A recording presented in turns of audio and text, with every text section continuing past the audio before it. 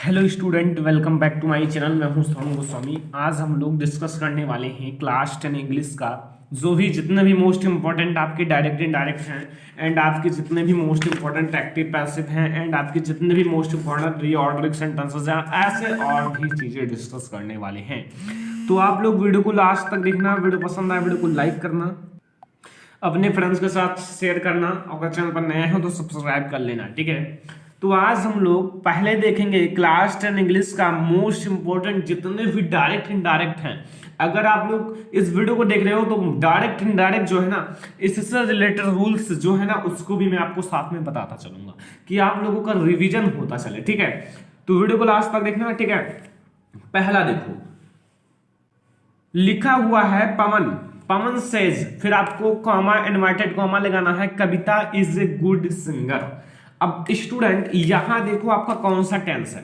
पहले जो आपका ये है ना, यहाँ रिपोर्टिंग वर्ब, इसमें देखो आपका सेज लगा हुआ है, अर्थात ये प्रेजेंट इंडेफिनिट है। अगर आपका प्रेजेंट इंडेफिनिट और फ्यूचर में हो, जैसे पवन विल सेड से पवन विल से, अगर आपका प्रेजेंट इंडेफिनिट एंड फ्यूचर में हो ना, प्रेजेंट इंडेफिनिट एंड फ्यूचर, यानी कि प्रेजेंट चाहे जो हो, प्रेजेंट हो, इंडेफिनिट नहीं, प्रेजेंट हो और फ्यूचर हो, तो आपको कोई चेंज नहीं करना है। जैसे आपके साथ में एग्जांपल बता देता हूं, अगर ये पास्ट में होता तो इसको मैं आपको वाज में चेंज कर देता, क्योंकि प्रेजेंट जो है हमेशा पास्ट में चेंज होता है। लेकिन ये आपका प्रेजेंट है, इसलिए इसमें कोई चेंजेस नहीं होगा। कॉमा इन्वर्टेड कॉमा के स्थान पर केवल डेट लग जाएगा, फिर वही सेम हो जाएगा। मैं आपको बता देता हूं, इनडायरेक्ट ये है, ठीक है, इनडायरेक्ट, या फिर आई इनडायरेक्ट डी, ठीक है, लिख देता हूं इनडायरेक्ट, ठीक है।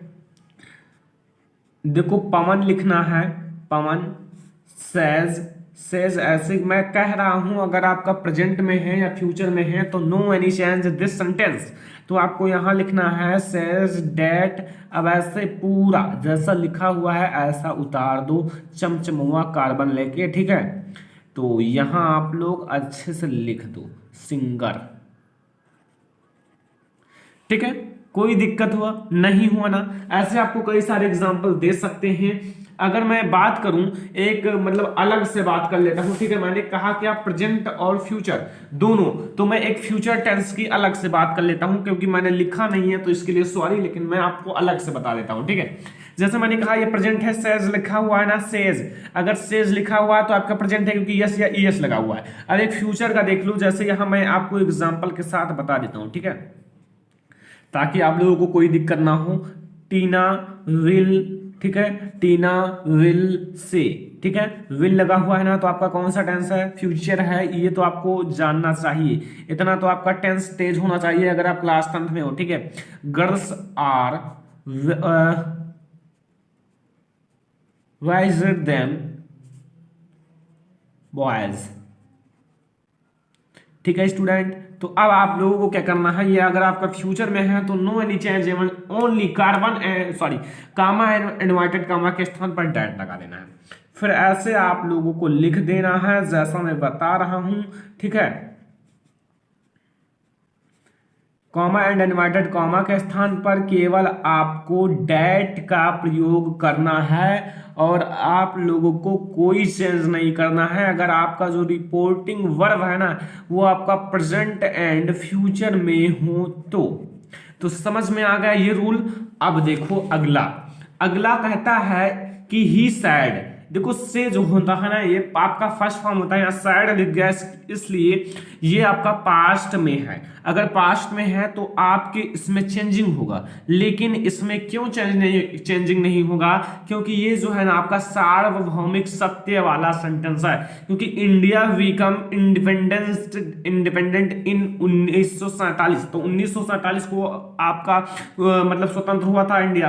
तो अब आपका ये सार्वभौमिक सत्य है, तो नो एनी चेंज, कोई चेंज नहीं होगा। आप सोचो, अगर मैं यहां वाज लगा दूं तो मतलब हुआ था, क्या अब नहीं हुआ है, हुआ था, तो ये भी गलत हो जाएगा, ठीक है। अब जैसे समझो, यहां लिखा हुआ था he said the dogs was bark, sorry the dog barks stranger, यानी कि जो कुत्ता है ना अजनबियों पर भौंकता है। The dogs bark strangers. अब देखो अगर मैं यहाँ चेंज करूंगा तो चेंज क्यों करूंगा, क्योंकि अगर यह मैं लिखाऊंगा the dog was barks in the stranger, तो कुत्ते मतलब भौंकते थे, क्या अब नहीं भौंक रहे हैं, अब भी भौंक रहे हैं, तब भी भौंक रहे थे। तो इसका मतलब जो है ना ये आपका सार्वभौमिक सत्य वाला सेंटेंस है। तो यहां आपको लिखना होगा ही सैड सैड। अब आपको केवल लगाना क्या है, यहां जो मैं बता रहा हूं उस पर ध्यान दो स्टूडेंट, यहां डैट लगा लो और जैसा लिखा हुआ है ना स्टूडेंट वैसा ही लिख लो, ठीक है। इंडिया बिकेम इंडिपेंडेंट इन 1947, बस, ठीक है। सॉरी 1947, ठीक है। ये हो गया दो सेंटेंसेस। तीसरा समझो, he said else we can not win this match. तो यहां एपोस्ट्रॉफी वाला है। अब आपको इसको थोड़ा रूल्स आप लोग बुक से पढ़ लेना, लेकिन मैं आपको यहां बता दूंगा जहां एलस आए ना, जहां एलस शब्द आए वहां आपको यहां जो सैड लिखा हुआ है ना, यहां आपको जहां एलस शब्द आए वहां लिखना है, यहां मैं बता देता हूं वो याद रखना, ठीक है। एक्सक्लेम्ड, ठीक है, विथ सारो, बस इतना ही लिखना है। जहां आपका एलस शब्द आए वहां आपको लिखना है एक्सक्लेम्ड विथ सारो, ठीक है। फिर डैट लगाओ। अब देखो यहां टेंस बदलेंगे, ठीक है, क्योंकि यहां जो है ना यहां आपको डैट लगाना है, फिर आपको क्या लिखना है, डैट, यहां दे would not will the match, ठीक है।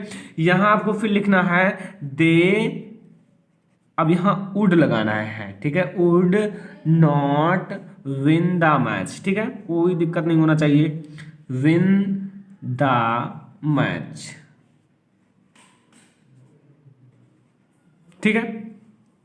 ये आपका हो जाता है तीसरा सेंटेंस, ठीक है। तीसरा सेंटेंस आपको ऐसे बनाना है, ठीक है, समझ में आया ना, बस they would not win the match. चौथा सेंटेंस आपके सामने है, I said to him how old are you. ये आपका है इंट्रोगेटिव, आपका है WH टाइप, यानी कि आपके जो मतलब बीच में आते हैं ना क्या कौन कैसे, वो वाला, ठीक है। तो अब आपको कैसे इसे बनाना है, ठीक है, वो मैं आपको बता देता हूं।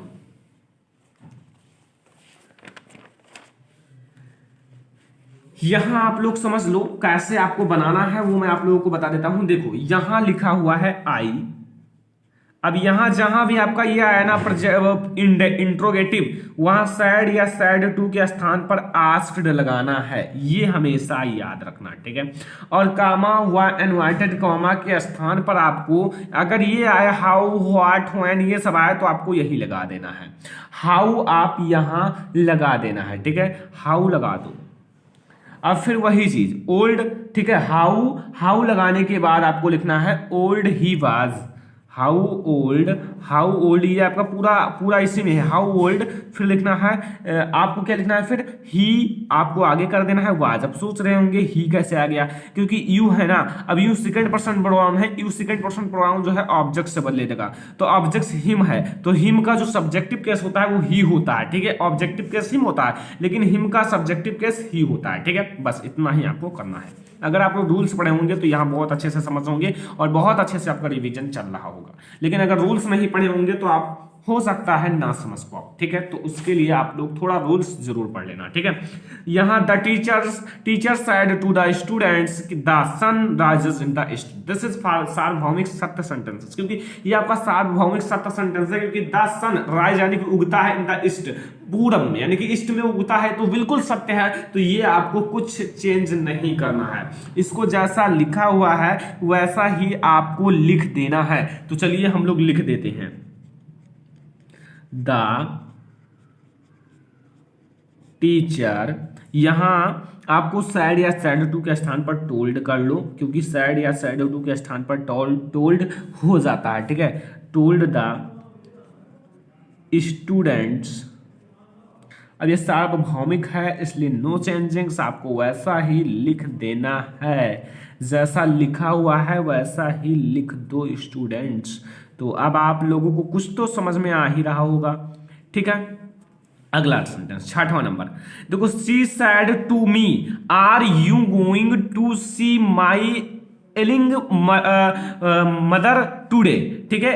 तो अब आपको इसको कैसे बनाना है, देखो यहाँ आर शब्द पहले आ गया, अगर आर शब्द या is, are, am, was, were, has, have, ये सब शब्द पहले आ जाए तो यहाँ तो सैड या सैड टू के स्थान पर इंट्रोगेटिव में आस्क्ड जुड़ता ही है, ठीक है। ये तो आपको पता है कि आस्क्ड लग जाता है, ASKD आस्क्ड लग जाता है, लेकिन और थोड़ा सा चेंजेस होता है। क्या होता है वो आपको लिखना है, सी आस्क्ड मी, फिर आपको यहां लिखना है इफ या वेदर, IF इफ, या फिर आप लोग वेदर भी लिख सकते हो, ठीक है। यहां आपको दे करना है, ठीक है। यहां देख लो, सॉरी, देखो सॉरी, यू जो है ना सेकंड पर्सन प्रोनाउन है तो ये ऑब्जेक्ट से बदलेगा, ऑब्जेक्ट से बदलेगा तो मी इसका ऑब्जेक्टिव केस है, लेकिन इसका सब्जेक्टिव केस होता है आई, तो ही यहां आपको लिखना है क्या, आई, ठीक है, आई। अब यहां आई के साथ वाज लगाना है क्योंकि ये प्रेजेंट है, इसको पास्ट में बदलना है, ठीक है। प्रेजेंट कंटिन्यूअस है, इसको पास्ट कंटिन्यूअस में बदलना है, ठीक है। बस अब आप लोग तो समझ ही गए होंगे, फिर वही आपको उतार देना है। लेकिन सी, अब यहां माई के स्थान पर हर, क्योंकि क्या लगाओगे स्टूडेंट, यहां माई के स्थान पर क्या लगाओगे, बस सही है, हर लगाना है, हर, ठीक है। अब आपको वही चीजें सेम लिख देना है, मदर टुडे। यहां तक आपको सब कुछ समझ में आ गया ना, ठीक है। अब हम लोग आगे बढ़ते हैं, 7वां नंबर क्वेश्चन समझ लो स्टूडेंट, हर एक चीज समझ लो। देखो लिखा हुआ है, Amit said to her, are you reading Hindi newspaper. अब आपको इसको कैसे बनाना है, इसको मैं आपको बता देता हूं, इसको कैसे बनाना है मैं आपको बताता हूं। यहां आपको कुछ नहीं करना है, अमित और सैड टू के स्थान पर टोल्ड लगा, सॉरी क्योंकि आपका वो है ना इंट्रोगेटिव, तो आपको आस्क्ड लगाना है, ठीक है, आस्क्ड। ये याद रखना है स्टूडेंट, क्योंकि आप भूल कर सकते हो।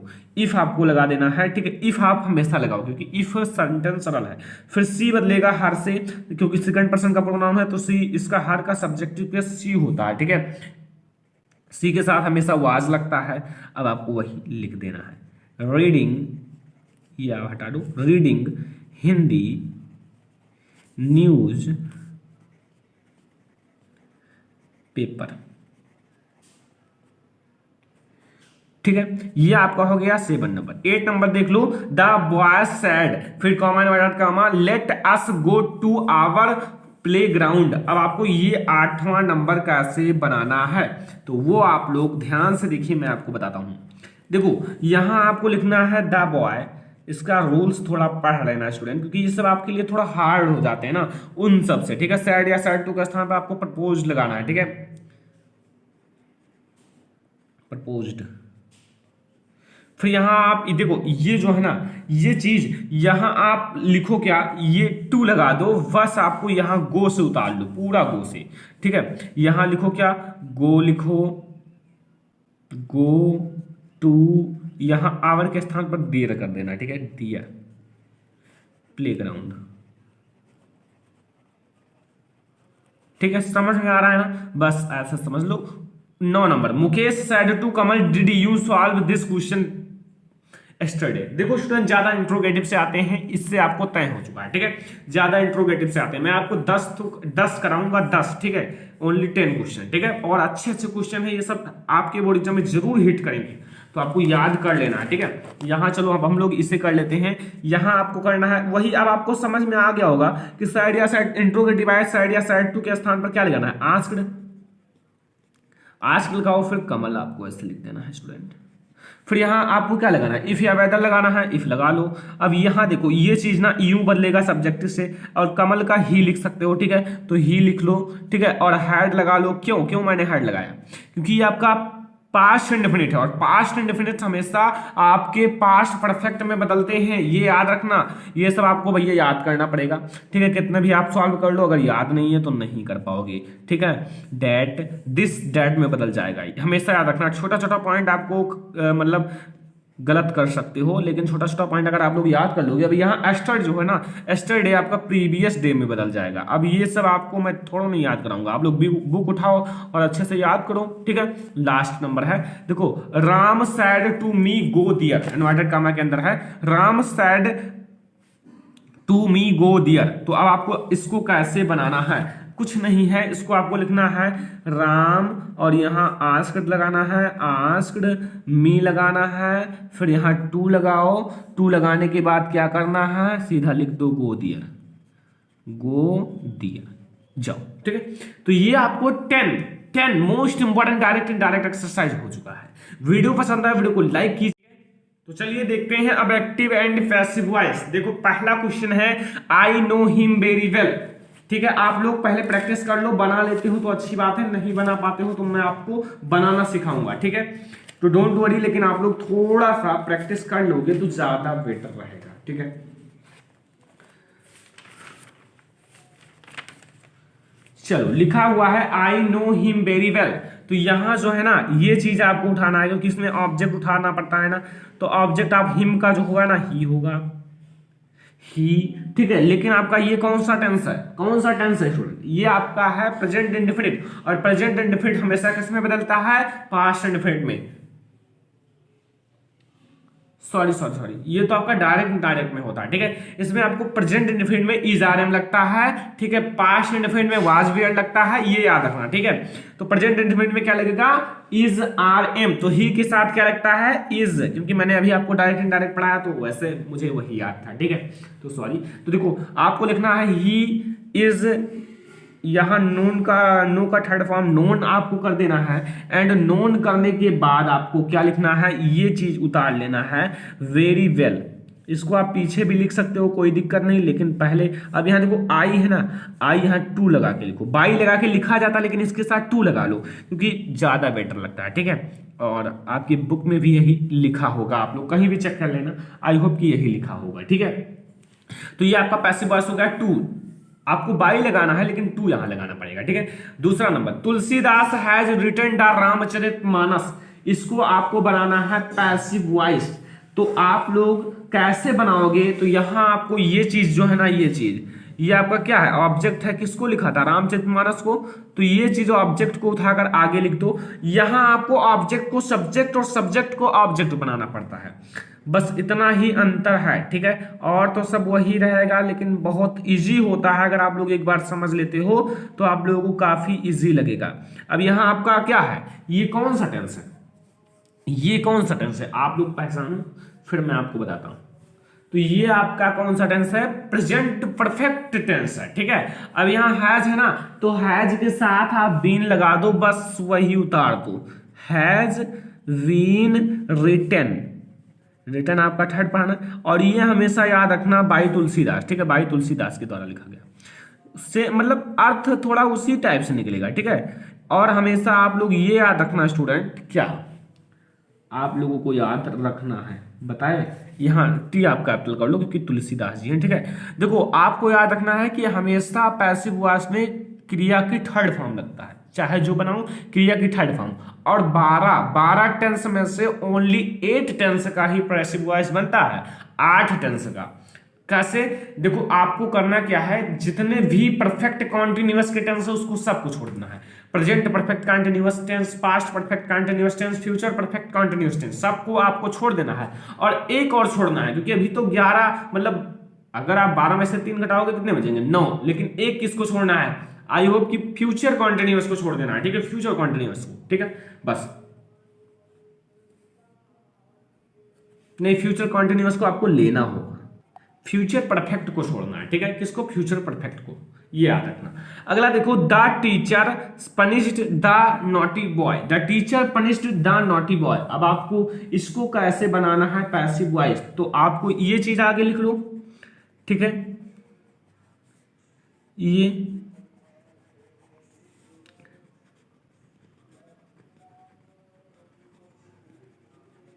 द नॉटी बॉय, अब ये पनिश्ड लिखा हुआ है ना, देख रहे हो ये कौन सा टेंस है, पास्ट एंड डेफिनिट हो, पास्ट एंड डेफिनिट में वाज वेयर लगाना है, तो नॉटी बॉय एक है ना, तो वाज लगाओ, और पनिश्ड आपका सेकंड फॉर्म है चाहे थर्ड फॉर्म, दोनों का एक ही होगा। ठीक है, अब आपको बाई लगाना है और यहां लगाना है टीचर, या फिर आप लोग लिख सकते हो द टीचर। ठीक है, कोई दिक्कत नहीं, आप द टीचर लिख दो।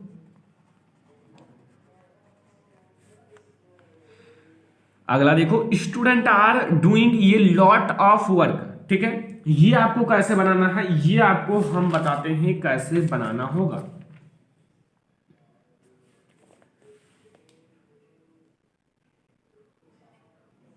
देखो इसको कैसे बनाना होगा, देखो लिखा हुआ है students are doing a lot of work. तो कुछ नहीं करना है आपको, केवल ये चीज जो है ना, ये लॉट ऑफ वर्क को आगे ले लेना है, ठीक है। तो यहां लिखो ए लॉट ऑफ वर्क और इसके साथ इज लगेगा, ठीक है। और देखो यहां जितने भी कॉन्टिन्यूअस टेंस है ना, उसमें बीइंग लगाना, जैसे इज बीइंग, आर बीइंग या फिर एम बीइंग, और आपको वाज बीइंग, वियर बीइंग ये लगाना होगा, ठीक है। तो यहां बीइंग लगा लो, समझ में आया ना।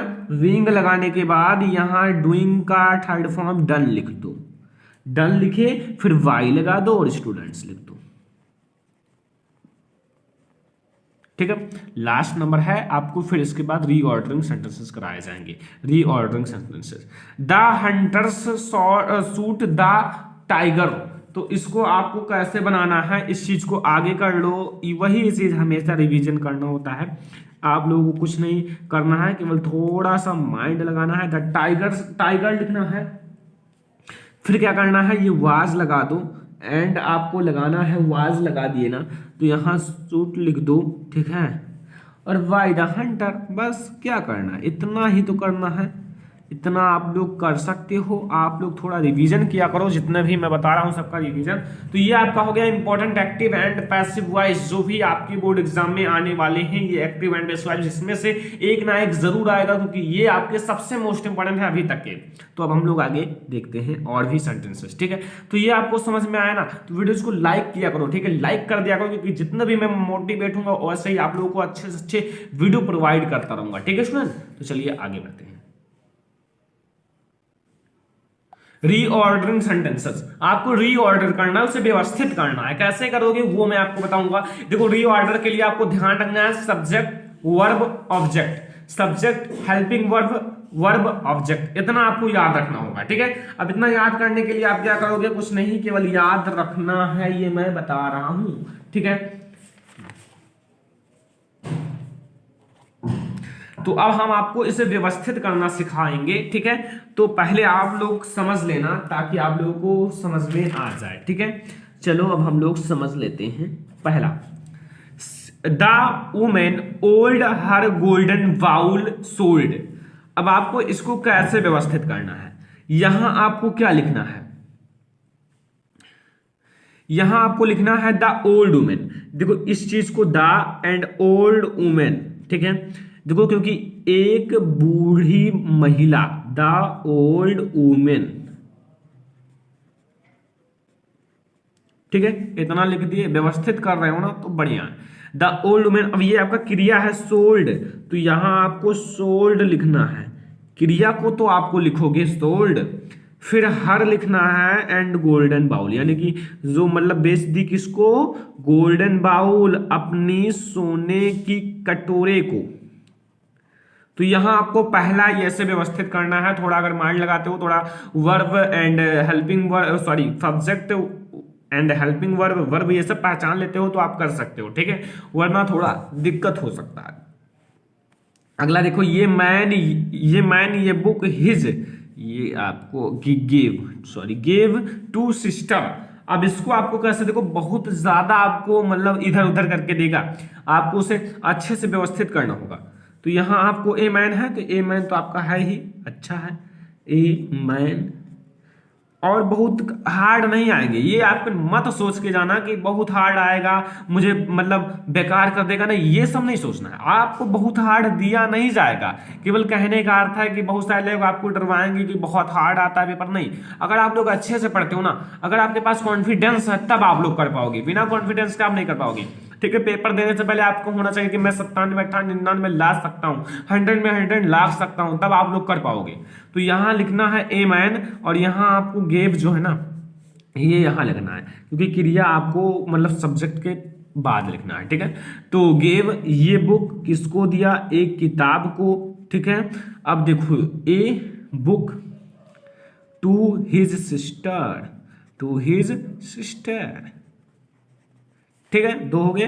तीसरा इज द राउंड अर्थ, ये सबसे इजी है, सबसे मोस्ट इंपॉर्टेंट है, क्योंकि ये आपके थोड़े मतलब आपके हिस्ट्री से रिलेटेड है, इसलिए आपके लिए सबसे इंपॉर्टेंट है और बहुत अच्छा सा सेंटेंस है। ठीक है, तो आप कैसे बनाओगे, देखो बहुत इजी है, क्योंकि द अर्थ इज, देखो आपको लिखना है द अर्थ इज राउंड, जो पृथ्वी है घूम रही है, मतलब घूमती रहती है हमेशा ना, तो द अर्थ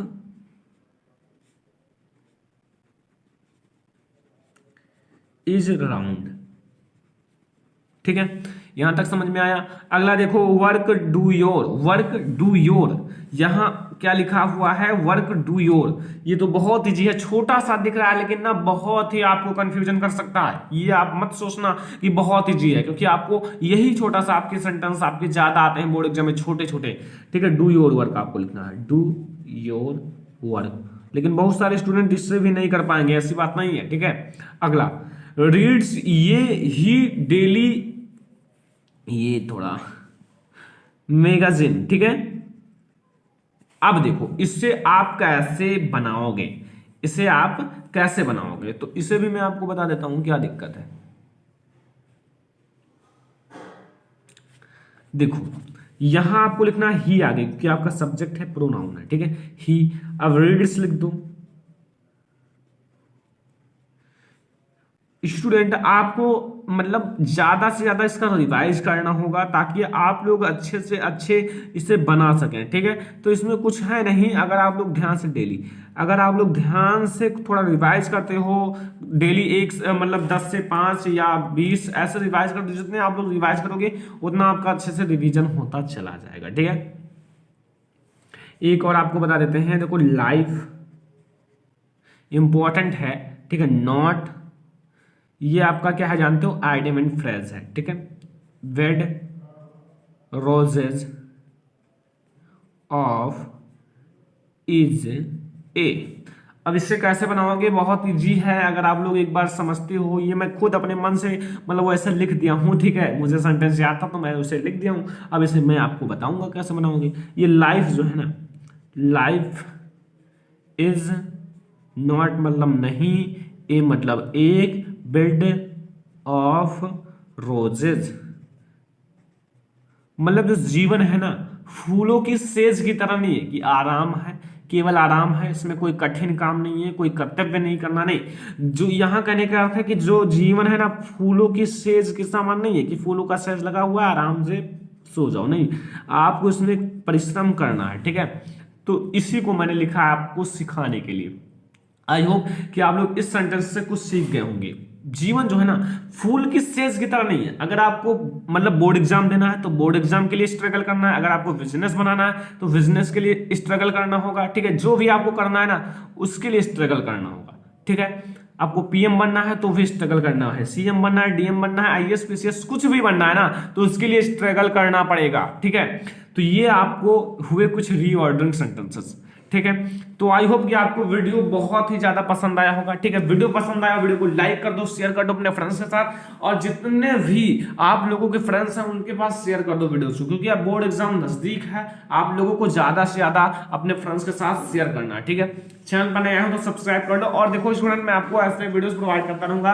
अगर आपको किसी भी ग्रामर, प्रोज, पोएट्री, सप्लीमेंट्री या फिर Hindi, English, math, science, social science, किसी में भी दिक्कत हो तो आप लोग कमेंट करना, मैं उसका रिप्लाई जरूर दूंगा और उस पर वीडियो जरूर बनाऊंगा। ठीक है, आर्ट का मैं वीडियो लाऊंगा जल्द ही, बहुत ही अच्छा सा एक वीडियो, और आपको उसी में सब हो जाएगा। तो स्टूडेंट फिलहाल इस वीडियो में इतना ही, तब तक के लिए धन्यवाद।